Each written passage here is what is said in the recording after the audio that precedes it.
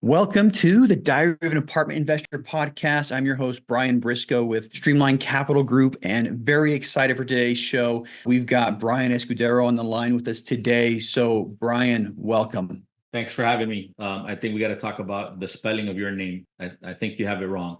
Yeah, I think it's one of those things, with my name, my last name, Briscoe, Bryan would just look weird. You got me It, there. Yeah, yeah. Yeah, it would, but I would argue that point, in another setting. If we're sitting at a bar, drinking drinks together, I'd definitely argue, maybe take you outside, if we couldn't come to an agreement there. But You'd beat me there. I'm good for about 33 seconds. That's all I got in me nowadays. well, yeah, I'm old and slow myself, so I mean, I probably would trip on the way out. But anyway, happy to have you on the show today. I've been seeing you a lot on LinkedIn. Love the content you're putting out. Looks like you're Appreciate it. building up quite a following, so very excited to get you on the show today. Yeah, I appreciate it. I appreciate the invite. I was surprised that you would reach out. You're someone that I respect. I see a lot of what you do, and I know you've been doing it for a while. So thank you. Appreciate it. Yeah, I appreciate that.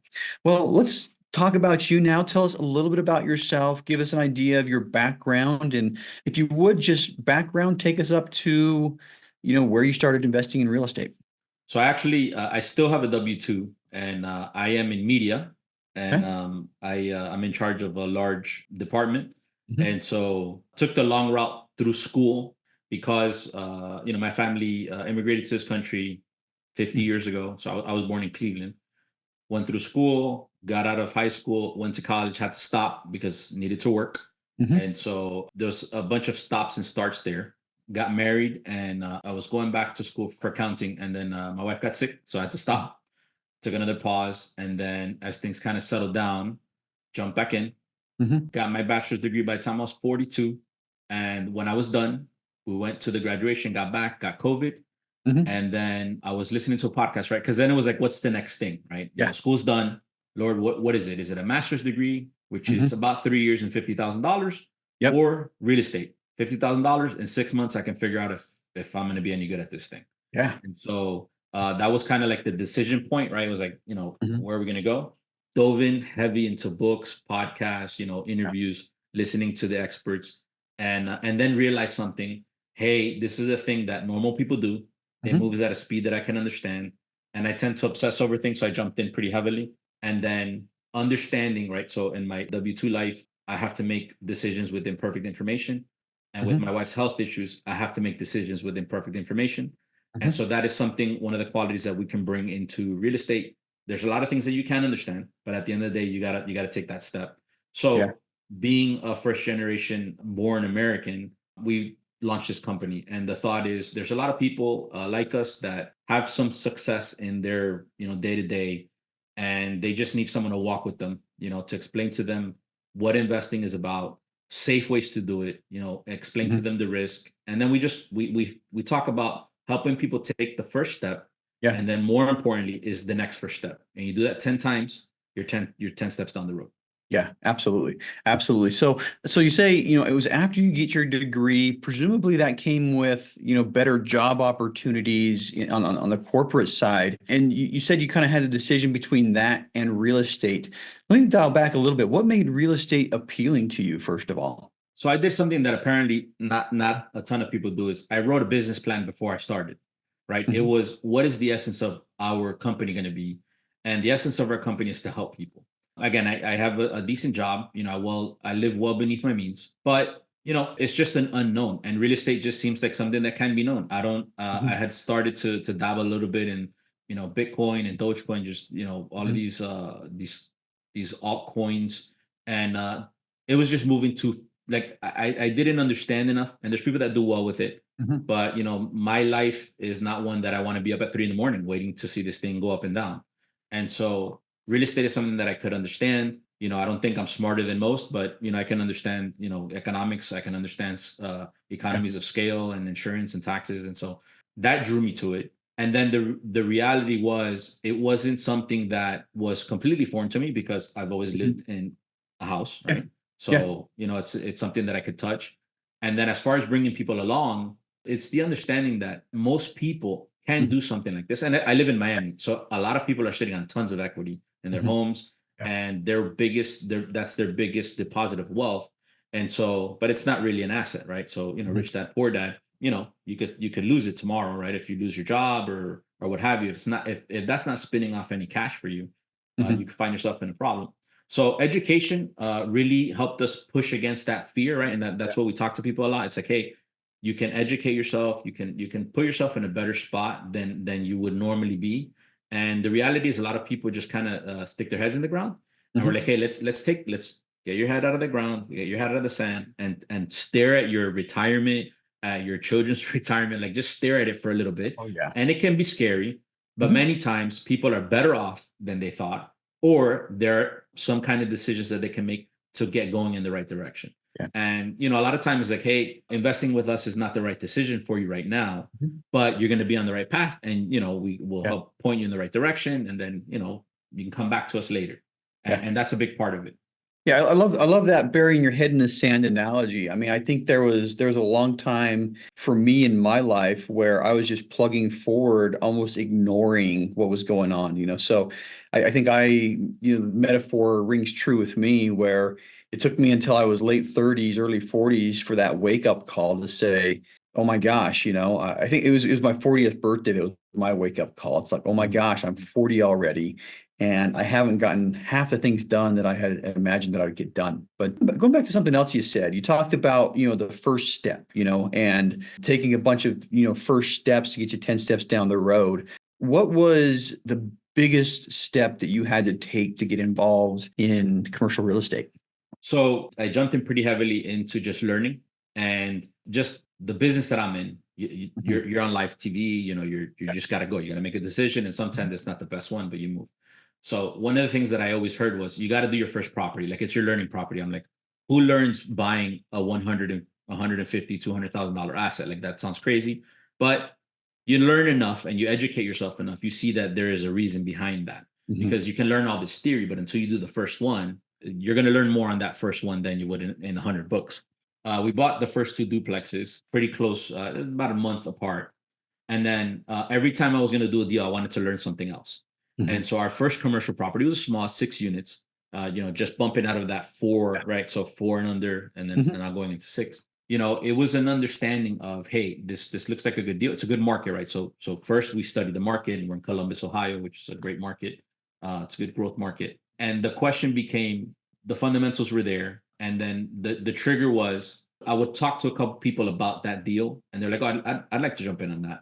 Mhm. And so it wasn't the first deal that we did with investors, but it was the first deal that I knew that I was going to have true partners in a deal, right? Yeah. And people that would help support what we were doing. This Mhm. project gave me something that I think is important in my life, and it's we were going to be able to impact more people, right? So Yeah. on a duplex, I'm able to help out, two tenants or two Families, right. families, and then the second duplex two, but now six, right? Yeah. And so, and if you go on our website, you'll see that our process is we help our tenants, we help the Mhm. property managers, they take care of the property, Yeah. take care of the investors take care of us. And so Yeah. we always want to be last.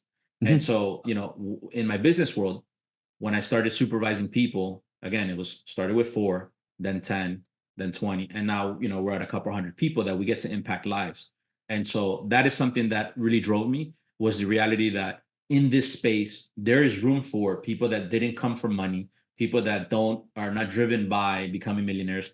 Like I mentioned, my wife has some health issues. So tomorrow I'm making an extra $10,000 a month. I'm not going to Mhm. jump on a plane and go to France. Like, that's never going to be my life. And Yeah. so that helps ground us and say, hey, we don't need to be about the dollars, right? Our Mhm. investors, they're way more important than we are. But the reality is we can have an impact on people's lives. And Yeah. so, there's quite a few times where we've been able to do that positively. And I think we've been able to take a different outlook than some other people. We Mhm. took over an apartment complex in August, and earlier in the year, the delinquents were $40,000, and it Yeah. wasn't like we went in there started kicking people out. What Mhm. was it? It was a heavily Hispanic community. We got Mhm. a Spanish speaking property manager. She literally met 123 families and taught them how to pay on an Mhm. app. And Yeah. our delinquencies are at zero. So hardworking Nice. families. It's just when you go knock on a door, somebody's going to be working, somebody's not going to be there. And so again, impact is really Yeah. what drove us to go into the commercial space. Yeah, I love that. And something you said is very similar to, what our company's core tenets are, is you help the tenants live better lives. You help Yep. them have clean, safe housing, and you do everything you can to kind of put a bubble around that apartment complex. And by doing that, you're helping your investors. Yep. Some of them, and a lot of the investors in our deals, I bring a lot of first-time investors into our properties, just like your company name, first generation. We bring a lot of first time investors and first generation investors into our deals too. And you're helping them with their financial goals. And if you do things right, that ends up helping yourself. I 100% agree with what you say. Yeah, put yourself last, focus on those two things, and everything else is just going to fall into place. Yep. So, Again, I have a blast. The biggest surprise for me has yeah. been the community of real estate investors, such a giving community. I did not expect that, right? Why? Because when you don't know, you expect everyone to be a shark and they're out to get you. And it's like, man, no. So I Mhm. met some very, very giving people. Yeah. And I think that has been so amazing. And Mhm. so my encouragement to those that are thinking about getting into this space is like, hey, don't be scared to ask questions. You'd be surprised. You'd be surprised how much people are willing to give you. That is very, very interesting. And actually one of the benefits of a podcast, for people who are interested in starting that is, you know, now you have longer conversations with people that you wouldn't normally have. But yeah, it is very much so. And people, I've thought about that a lot. Why is it like that? And something I was talking about in a separate conversation yesterday or the day before is, even if we are competing on an asset right now, if there's somebody operating in my space, in the same metro that I'm operating in, or the same asset class, has very similar buy box and investment, strategies, there's going to come a time when they're selling their properties, you know, and it makes sense to keep the relationships good and cordial. You might be competing on a couple of properties here and there, but most markets are big enough that I can't buy 12 apartments at once. Some Yep. big groups may be able to do it, but realistically, the actual competition isn't like most people think it could be, or like it is in other industries anyway. Yeah. So Yeah. that's my two I cents on that one. No, no, Yeah. I agree. I would wholeheartedly agree. The reality is, and you hear it, your network is your net worth. But the truth of the matter is, you're going to cross paths with these people, right? You go to the same conferences, you listen to the same people. You're gonna meet them. And again, I was just surprised by that, and I say it a lot. I think that it's just a very giving community, not just to itself, but also a lot of the operators in this space. They're so like charity is such an important part of what they do. I think it's amazing. People that will share with their profits, try to get these communities bike events and backpack Yeah. events, and for holidays and all that stuff. Part of it is there's a genuineness to it, and Mhm. you also do it because you're trying to keep these tenants happy, like you mentioned. You want them to have good lives, and they'll stay longer. But Mhm. sitting in these groups just saying, hey, let's take care of these folks. They Yeah. don't need to have a broken dump area. Let's put up some fences. Like, Yeah. you go in there, let's restripe a parking lot. Let's Mhm. beautify this place, because they want to take care of it. They want to be proud of where they live. Yeah, and that's something I've seen over and over again. If you as the owner allow the property to spiral downhill, other people stop taking care of it. Yep. If you're taking care of it, if you're sending the cleaners through, or if you're, making sure it's well landscaped, you'll see the people living there do the same thing because they want to live in a place they're proud of. So, Yep.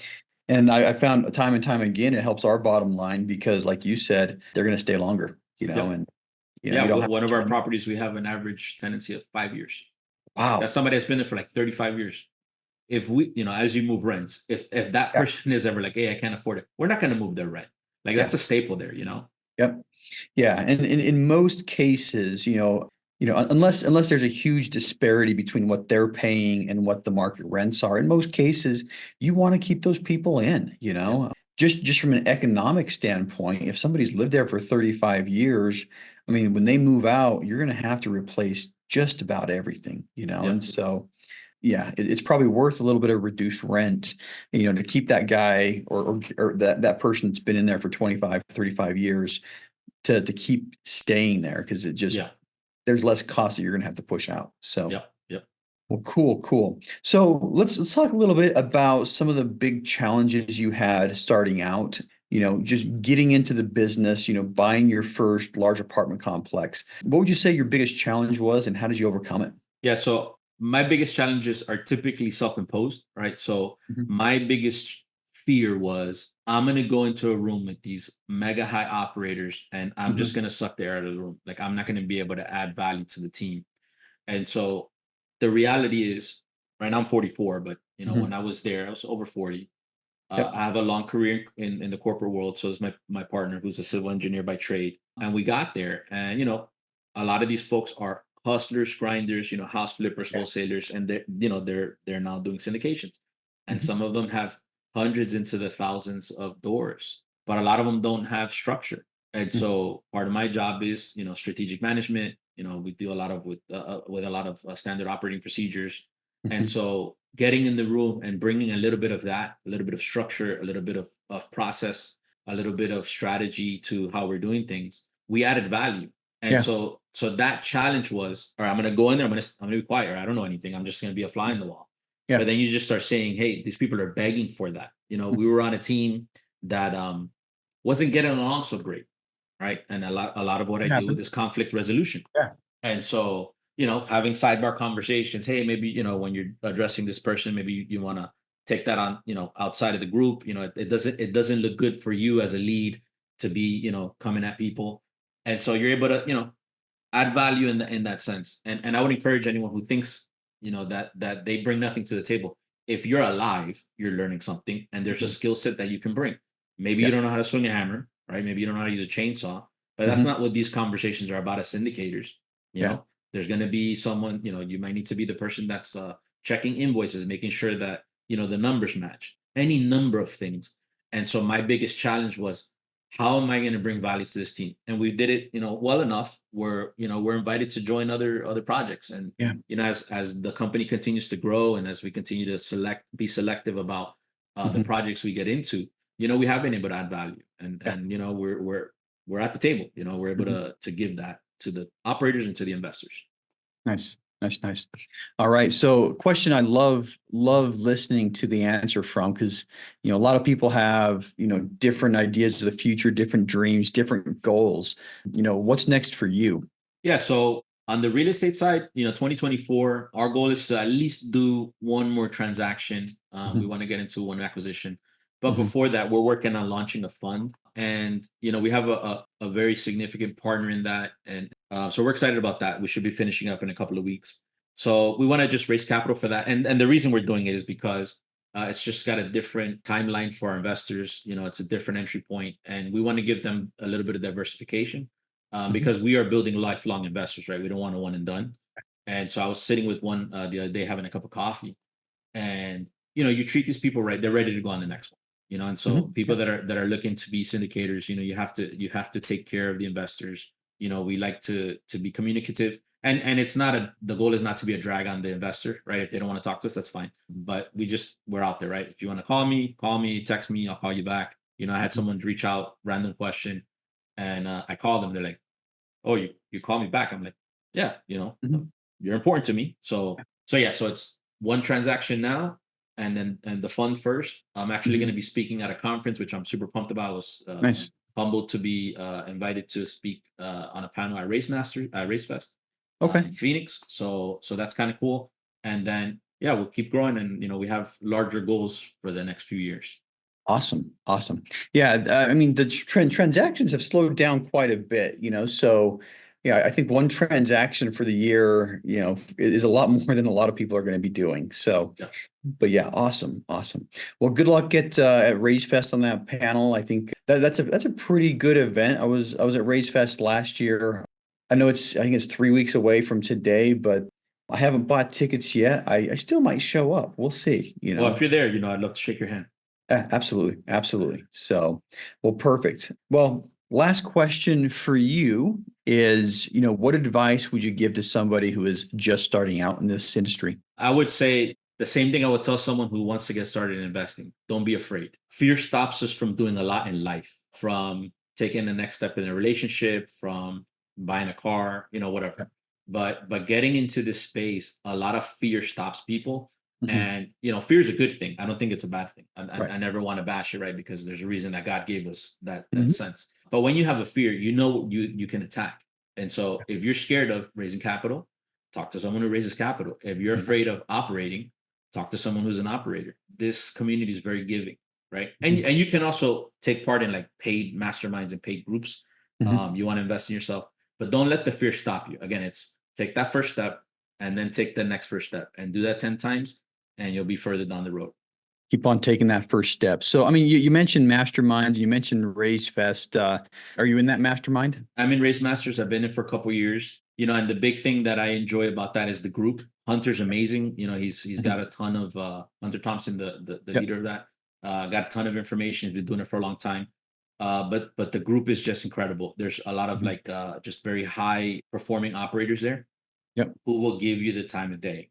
And just because you're in that group, I can reach out to, I've been on the phone with Rob Beardsley. These guys are top operators, Matt Owens, Sandhya Shasardri. Like these people will pick up the call because they know you're in Race Masters, and Mhm.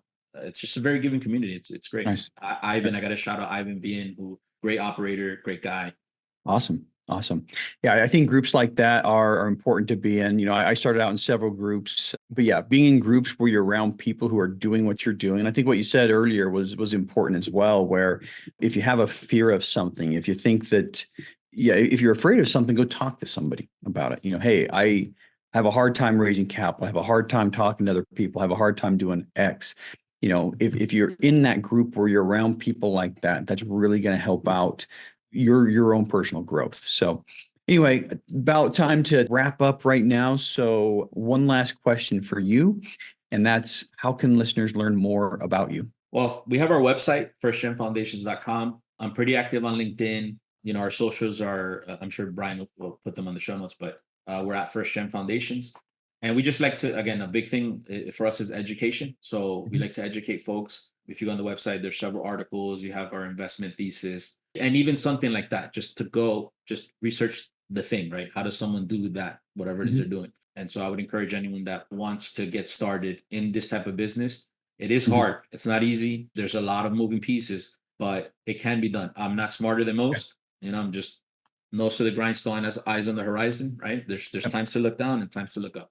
Yep. So I remember somebody telling me that exact same thing that, this industry is full of a bunch of regular people who just work hard, Yep. and when I realized that, it made everything else a lot easier for me, imposter syndrome disappeared because like, yeah, I'm a regular person just like everybody else. I just need to, sit down and work hard and push. But anyway, thank you so much. Very much appreciate your time today. Yeah. My advice to everybody here is don't wait to buy real estate and wait, and we'll see everybody else later.